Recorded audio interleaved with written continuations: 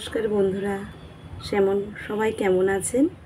মণ্ডল cooking হাউসের পক্ষ থেকে সবাই শুভ কামনা জানিয়ে আজকে আমি ভেটকি মাছের নতুনত্ব এক রেসিপি নিয়ে এসেছি। দেখুন এই রেসিপিটি কিভাবে বানাচ্ছি আমরা। প্রথম থেকে শেষ পর্যন্ত দেখার জন্য সবাইকেই অনুরোধ করছি। আজকের রেসিপি হলো তিল ভেটকি।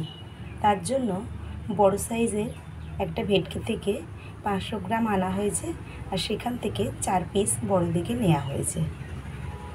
এখন ভেটকি মাছে লবণ, হলুদ আর একটু তেল মাখিয়ে নেব। আজকে আমি বানাবো তিল ভেটকি। ভেটকির তো অনেক রকম আমরা খেয়েছি, ভেটকি পাতুরি, ভেটকির ঝাল, কিন্তু মা আজকে বলেছিল পটল আলু বড়ি দিয়ে ভেটকিটা করবে, কিন্তু সেটা তো ট্রেডিশনাল আমরা খেয়েই আসি। আজকে নতুনত্ব আপনাদের দেখাবো বলেই কিন্তু তিল ভেটকিটা বানাচ্ছি। প্রথমে এটা মাখিয়ে নেব সমস্ত উপকরণ। লবণ দিলাম, হলুদ দিলাম, একটু সরিষার তেল দিলাম। ভেটকি মাছ তেলটা দেওয়ার কারণ হলো যে কোনো মাছ ভাজার পরে যদি একটু তেল দিয়ে আমরা মাখাই তাহলে মাছটা সফট থাকে। খুব ভালোভাবে সমস্ত উপকরণ মাখিয়ে নিতে হবে। ভেটকি মাছটা কিন্তু 7 কিলো ওজনের ছিল, সেখান থেকে আমাদের 500 আনা হয়েছে। আর দেখুন পুরো টাটকা মাছ, পিসগুলোও কিন্তু বেশ বড় বড়। দেখুন এই রেসিপিটি করার সময় প্রথমে মাছটা মাখিয়ে কিছুক্ষণ রেখে দিতে হবে। আমি এটা কিছুক্ষণ ঢেকে দিয়ে রাখবো, আর ততক্ষণ কিছু বাটনা শিলে বেটে নেব। এখানে বাটার উপকরণ হিসেবে 2টো শুকনো লঙ্কা নিয়েছি, এতে ঝালটাও আসবে, কালারটাও আসবে।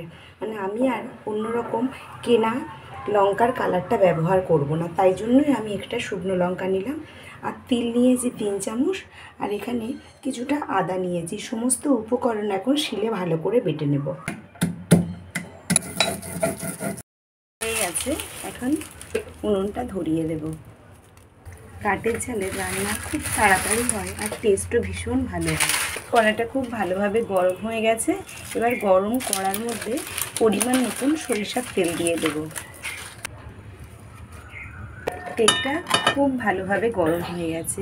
এবার গরম তেলের মধ্যে এক এক করে মাছগুলো দিয়ে দেব, দিয়ে উল্টে পাল্টে ভালো করে ভেজে নেব।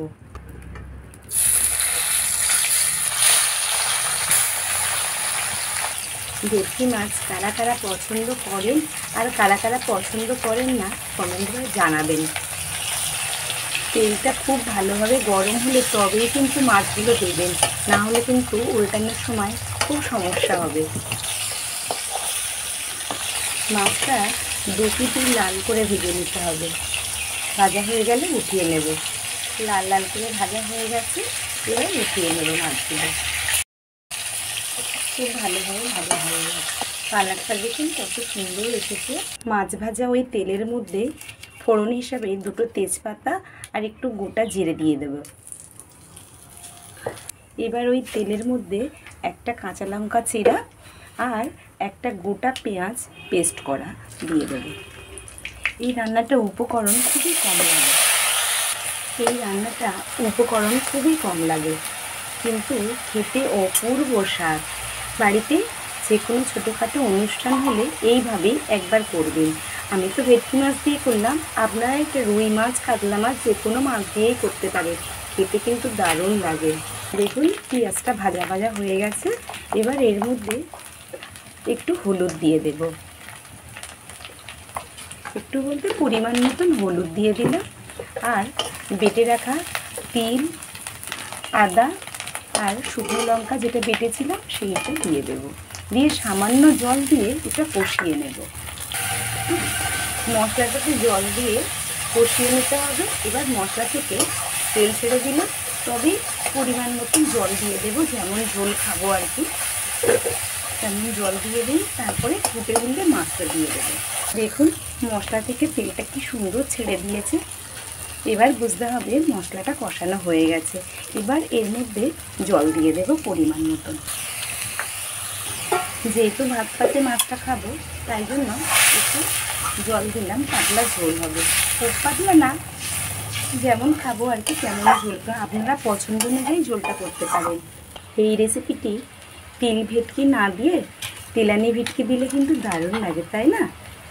ঝোলটা ফুটে গেছে, এবার ঝোলের মধ্যে ভেজে রাখা মাছগুলো দিয়ে দেব।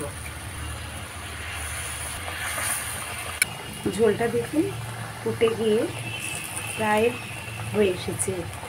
এর মধ্যে এবার কারি পাতা দিয়ে দেব। কারি পাতা দিলে কারি পাতার ফ্লেভারটার সাথে দারুণ লাগবে এই তিল ভেটকি রেসিপিটি। অনুষ্ঠান বাড়িতে বা বাড়িতে যখনই কোনো এরা মাছ আনবেন একবার করে দেখবেন, অপূর্ব টেস্টের।